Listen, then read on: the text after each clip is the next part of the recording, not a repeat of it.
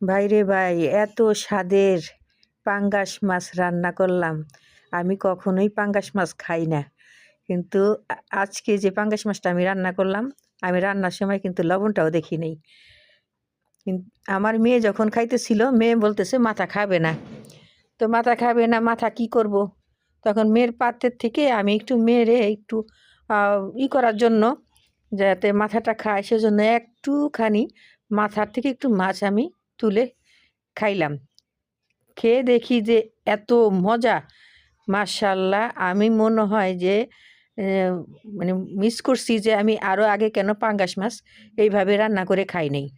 তো আসসালামু আলাইকুম বন্ধুরা, কেমন আছেন সবাই? এই তো আজকে আমি নতুন একটা স্টাইলে পাঙ্গাস মাছ রান্না করেছি।